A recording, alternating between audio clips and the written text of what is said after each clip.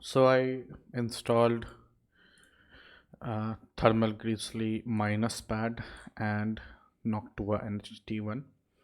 Okay, everything is on the website, and this is mainly you know note kind of a thing. Okay, so I'm making a self note for myself for future.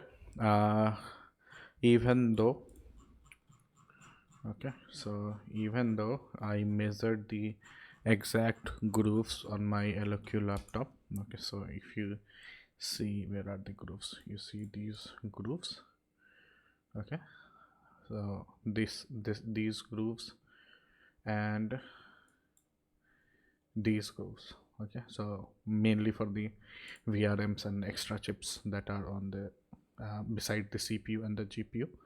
Okay, so the smaller PSU units for them, and these also, these chips also.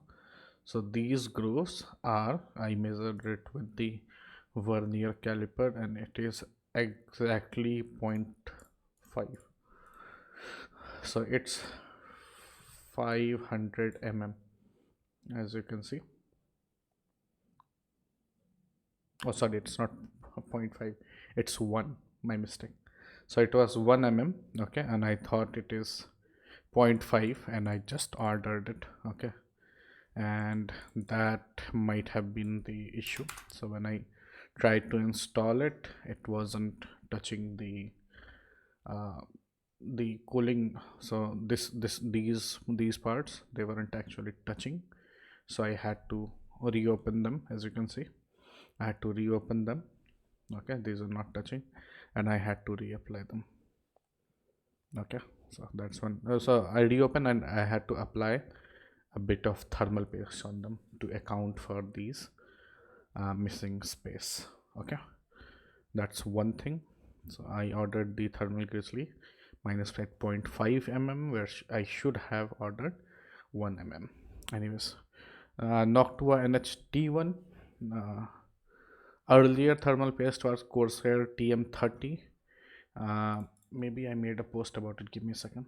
Yeah, the earlier thermal paste was Corsair TM30, and I was going to make a video on it, but this wasn't, you know, worth it. Okay, I will link this also somewhere. So it wasn't worth it, that's why I didn't cover it back then. Okay, so Corsair TM30 I didn't cover. This time we went with Noctua NH-T1. Your question will be, why this thermal paste? There is no reason for that. I'm just testing as many thermal pastes as I can.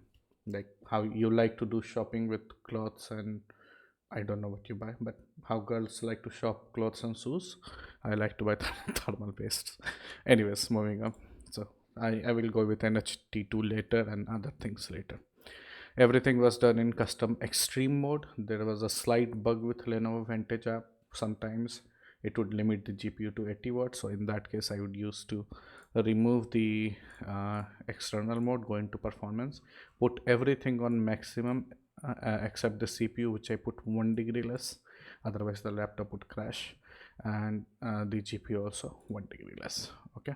For most of the test, it was enable extreme mode. I am recording a video, so let's keep it on quiet mode now. Okay, temperature is very cold. It's a cold winter here. Winter is about to start. 20 degrees or it's 66%. I will add this video here and one for the Indian channel also. Okay. All the pictures that you see on the website, they are high quality. You can zoom in, check anything you want.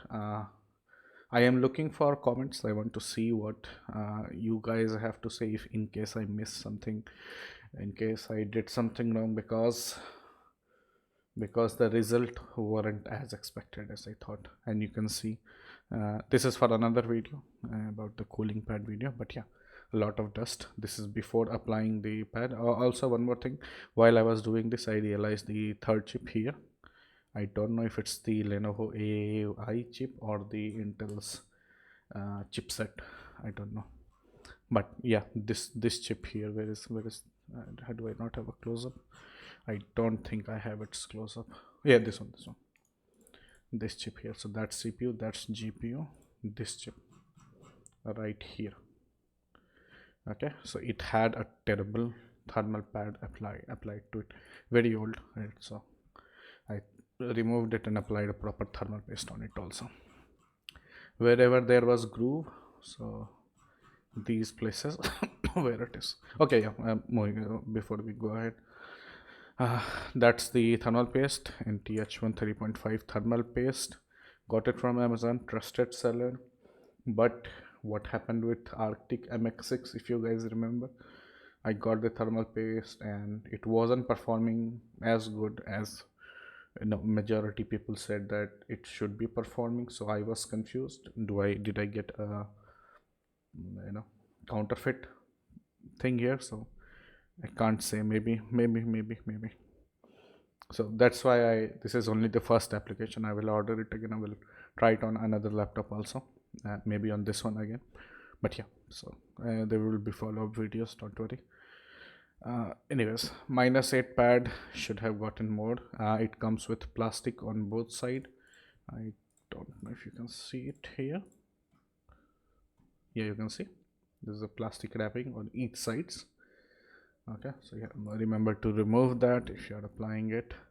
On the groovy parts I put that, and on not the groovy parts, on these copper parts I just put the Noctua thermal paste and nothing else. While I applied this is where I am thinking of, I'm wondering if I did the right thing or not. On the GPU I didn't apply an X, I only applied the paste like this. Now thankfully I had to open this before I did anything else. So after I did that X thing, you can see that's how the thermal paste was applied. Okay, you can see it now. Where's this? That's the GPU. No, that's not the GPU. That's the GPU. So after I applied that blob, this is how it spread out. I would say it covered everything properly. Same here. I'm not sure why the middle bit. Okay, maybe this nut wasn't, you know, it's the way these nuts are on these on this pad. Okay, since they are here, I can't really force them in even if I try to. So I guess that's one bad thing. Anyways, moving on. So at least if we compare it to the Corsair, what was the name? Corsair TM13, the thermal paste I didn't really like. So if at least if we go with that, the CPU, of course it was hitting the higher temperature, 95-96 degrees, but it was always getting to, limited at 74 watts. It would go a bit higher, but it would always stabilize at 74 watts and no higher, so 2400 megahertz. Lenovo, if you contact the brand, Lenovo has its own toolkit. It's called Lenovo Diagnostic Evolution, and in this there is a temperature tool, and if you check that, it will show you these core temperatures. Okay, it won't show you the package temperature or a max core temperature. Okay, so it is, you know what, give me 1 second, I think I can solve that. Yeah, I think you can. If you just open this thermal monitor, if you check each course, you know what, I will make this a separate video. Now let's not talk about it here. The point is, this is the temperature that tool shows. So sometimes it is difficult to tell the brand that, you know what, my laptop is thermal throttling. Anyways, another that's for another day. Moving on. So it was CPU limited to 75 watts. GPU, it went to 102 watts. The problem was the hotspot temperature. So the GPU went to 87 degrees. This being NVIDIA, 87 is the limit. So it won't let it go higher than that. It will decrease the performance. So as you can see, it's stabilized at about 100, 101, 102 watts. Okay. And the temperatures, hotspot temperatures, they fluctuated a lot, about 103, 104, then 100 degrees. So that was all it. And the drive temperatures, they were also increasing in both the cases, but not by much. Let's ignore that. So CPU 74 watts, GPU about 100 watt.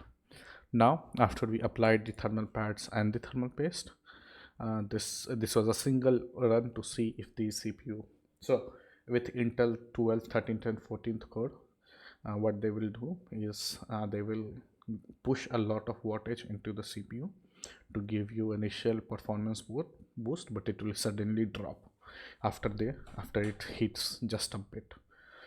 Okay, so this, I just wanted to see how much it can go. It's not as much as with PTM. I think it was all close to 160 watts. Okay, so it only went to 136 watts and it stabilized at 95 watts. So at least it did a better job than the other thermal paste. So that was only 74 watts. The CPU now goes to 95 watts. Okay, and also the core temperatures are more like 84, 85, 86, 87 degrees, and the core max, as you can see, is 90, 91 degrees, 92, 90 and 94. It's not as high as 95 degrees, 96, 97 as it was. Okay, so 95 degrees it was earlier, the core max temperature, and now it's about 91, 92 degrees. Okay, CPU was only going to about 74 watts after a while, and now it's going to 95 watts. This is the LOQ 2024, so that is where the maximum it has gone to. Okay, package temperatures also, they aren't as high, hitting the ceiling all the time, they are lower. Anyways, GPU stress test, the hotspot temperature are still high. I would say even higher than before. Okay, and it is close to 87 degrees, but 86 degrees, so I don't know. GPU was only 88 watts. It went from 115 to 88. Did I not do it again? Okay, let's look at the score. Let's look at the score. That's why I wanted to make this. The CPU benchmark 24,000, about 24,000, and if we do a 10-minute test, same 95 watts, and it gives a score of 22,500. Okay, so 24,000 and 22,500 by 24,000, so that's the efficiency, 93%. I would say good thermal paste. Thermal paste is good, at least for CPU. I don't know what's going on with my GPU temperatures, but that's that. Geekbench score 2700 and 14,000. It has gone higher with other thermal paste, about 2800 and 14,000 before. Time spy score 11,516, graphics score 11,000.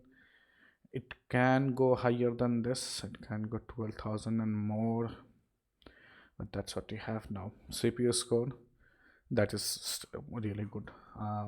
Yeah, before I end this, my laptop's right side, so where the P key is, that is just under the GPU, it was heating a lot. Okay, so I got the infrared gun, I was checking it, it was easily 46, 47 degrees just below P, and that made me realize that the problem with the laptop's temps is not with the CPU but with the GPU. Okay, so I'm looking forward to getting more thermal pads, more thermal paste, and really the main purpose of all of that is to lower the GPU hotspot temperatures. Okay, I don't want to open it, try to readjust it or anything right now, because I do not have, because a lot of the thermal pastes are on their way. It will take some time. Okay, PTM should have been delivered about 10 days ago, but yeah, it's not here. Anyways, that's all I wanted to say. This is more of a personal note, so that's why the video is long. Don't worry, not for most people. Bye bye.